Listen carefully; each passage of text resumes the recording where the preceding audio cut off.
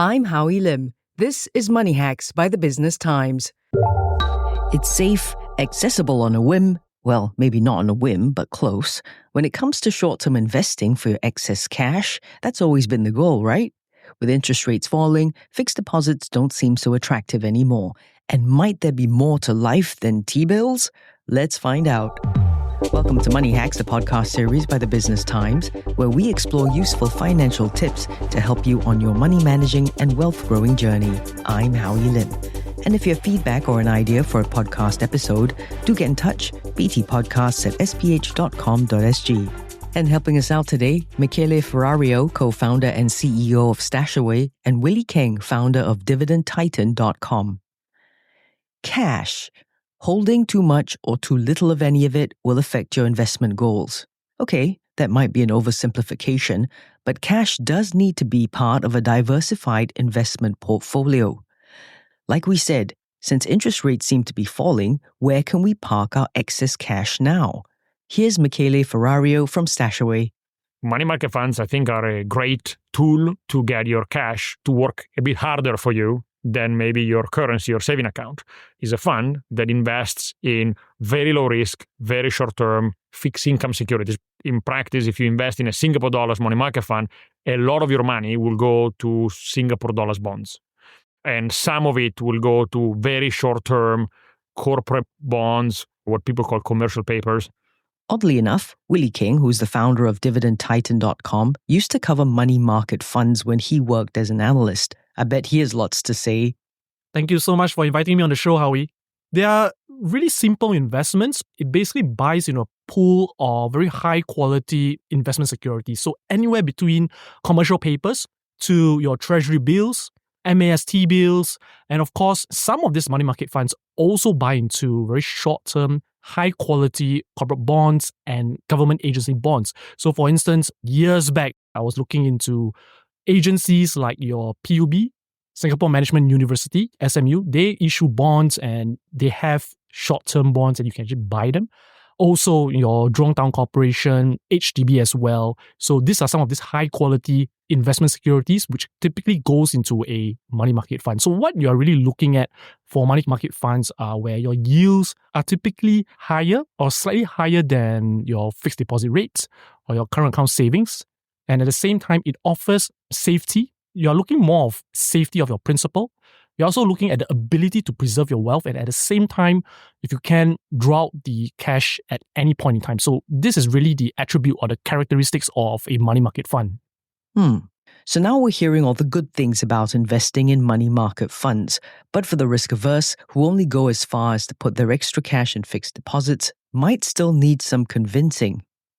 Of course, for fixed deposit rates, you can get it out straight away, but a fund is still registered as a fund, which means when you want to redeem your units, you have to take a few, like maybe 1-2 days to settle the date, just like any other investment securities.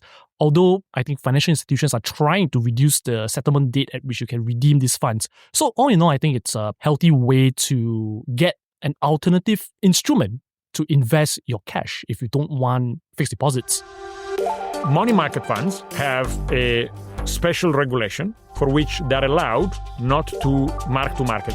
Now, so what that means is that when bond prices fluctuate, a bond fund will change the price on a daily basis. A money market fund can actually, because they're going to hold all their investments to maturity, which means for the 2-3 months until whatever instrument is expired, they're allowed not to change the price on a daily basis, but rather it's called kind of a linear depreciation, which means in practice, they know that this bond that they own, a government bond that they own, will give you, 3% a year or 3.5% a year. And so in 3 months is, just simplify numbers, let's say 1% in 3 months.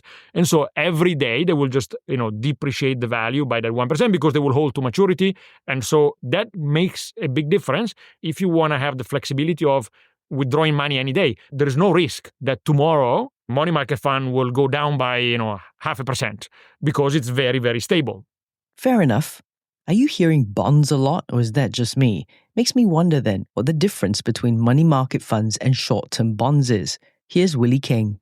Very good question. So money market fund, they invest in very short-term bonds, typically less than 2 years, could include high-quality government-linked corporations. It could be your CapitaLand, Temasek, Frasers, high-quality private developers, for instance, your Maple Tree. And these bonds could mature in less than 2 years. They typically mature less than 2 years in order to fit into the criteria of a money market fund. So you can't exactly buy into bonds where it has a very long-term maturity. Now, compared to short-term bonds, it could be anywhere between 1 year up to 5 years. And these short-term bonds can be anywhere from very high-quality corporate bonds to slightly lower, riskier bonds. Let's say if I look at a credit rating agency rate some of these bonds, it could be anywhere between AAA, which is the highest quality asset or highest quality bond, all the way down to maybe a BBB or BB, where the credit quality might drop. So you are exchanging the quality of the assets for slightly higher risk, but in return, you get a slightly higher yield. So there is a slight difference in short-term bonds and the bonds which you see in money market funds. Now, what's interesting is that the one thing which is really important when we assess a money market fund and a short-term bond is a lot of people don't realize that money market fund tend to have a much stronger reputation than a bond. Because money market fund and short-term bonds, they tend to be affected by interest rates. And if you look at short-term bonds, one big problem, of course, with short-term bonds is when interest rates go up, bond prices will drop. And this could sometimes be a concern for investors, even though bonds is supposed to be held to the maturity. For a money market fund, if there's a fluctuation in interest rates, typically the financial markets don't really see that as a big volatility because they're usually very short-term in maturity. Therefore, interest rates movement, whether it goes up, whether it goes down, money market fund isn't really affected too much by interest rate as compared to short-term bonds. Still to come, what are the things to look out for when considering investing in money market funds? Are they really the best alternative for your extra cash, or is under the mattress still the best bet? More with Willie Keng from dividendtitan.com and Michele Ferrario from StashAway in a moment. Lens on Singapore is now bigger and better. The same deep dive exploration of socioeconomic and geopolitical issues which impact our lives here in Singapore and the region is now a video podcast. If watching a conversation is your thing, join Claressa Monteiro in monthly conversations about things that matter. Subscribe to the BT Lens On playlist in the podcast tab of the Business Times YouTube channel and start watching today. BT Lens On Singapore, now available in audio and video. And now, back to Money Hacks from the Business Times.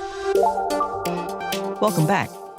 For money market fund, typically it's in very high quality assets. So what you're really buying is into the credit worthiness of the assets. So typically they're backed by the government. So when you're buying into an MES T-bill, you're buying into the safety of our economy. If you're buying into US treasuries, you're buying into the safety where the US economy won't go bust, even though there's a very slight probability of default. Short-term bonds, on the other hand, they do get affected by interest rates, but what they are backed by is the profitability of the business. So as long as the company continues to make money, it's able to pay the interest, it's able to pay back the principal of the bonds of these investment securities. That signifies or reflects the safetiness of the investment. Of course, we have to actually understand that there could be a range of different risks across the different bonds.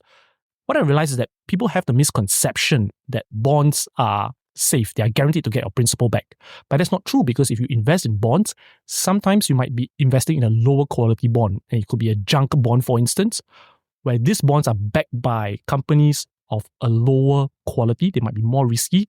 That's Willie Keng, and wow, really getting into it, aren't we? We're still on the differences between money market funds and short-term bond investments, and it's really looking like money market funds are the safest bet. Or are they? Here's Michele Ferrario from StashAway. Being too risk adverse is a big risk. And so 99.9% of people should have both a cash management solution where you park your emergency money, where you park the money that you know you're going to need in the short term because maybe you're planning to buy a house next year. And so you want to make sure that deposit money is safe and doesn't move too much with the markets.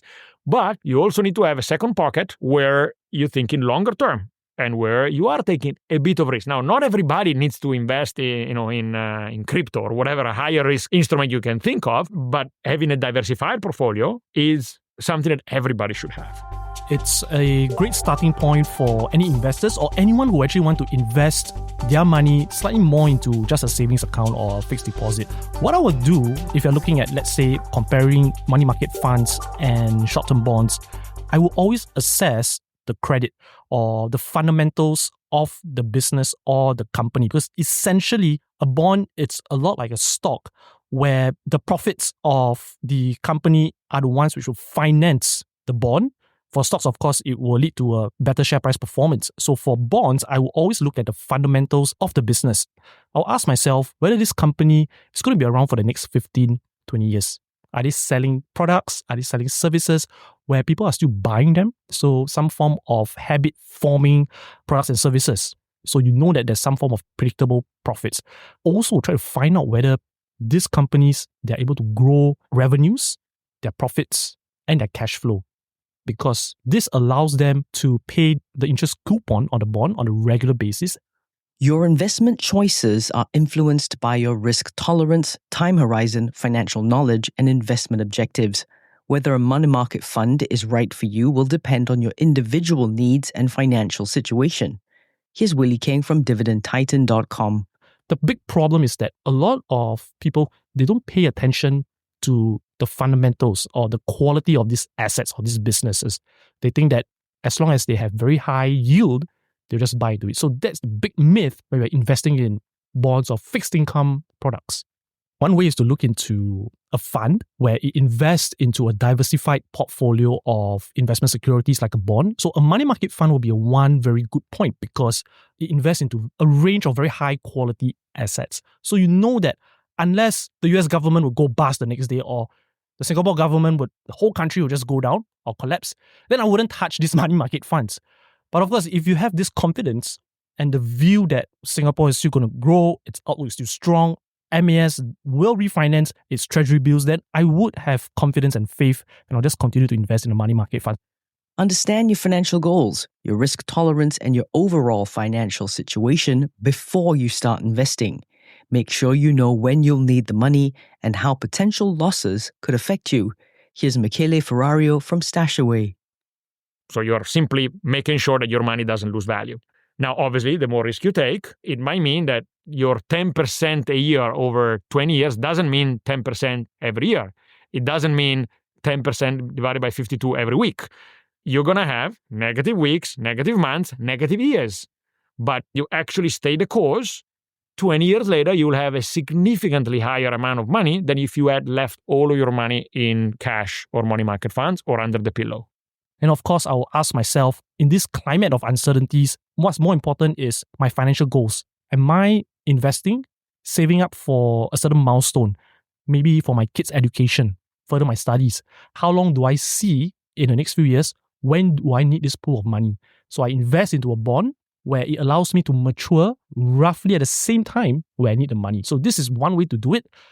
Whether the world is certain or uncertain, I mean, at the end of the day, everything is exactly, who knows that this year there will be a huge tariff hike, or who knows what's going to happen to the real estate bubble in China. We all wouldn't know, but that doesn't mean that we should stop investing. At the end of the day, we still need to plan for our future despite all these macroeconomic events. And I would actually go from the point of view where, okay, financial goals, what sort of instruments would best suit me? A big thank you to Willie Keng, founder of dividendtitan.com, and Michele Ferrario, co-founder and CEO of StashAway. Thank you for having me. Thank you so much, Howie, for getting me on the show. Next time, how is the cornerstone of balanced investing, the 60-40 portfolio, doing in these uncertain times? And do we need to rejig it? We'll find out next week. I'm Howie Lim, and this has been Money Hacks by the Business Times. This is a podcast by the Business Times. Find more BT podcasts at businesstimes.com.sg/podcasts. Or wherever you get your podcasts. This podcast is meant to provide general information only. SPH Media accepts no liability for loss arising from any reliance on the podcast or use of third parties' products and services. Please consult professional advisors for independent advice.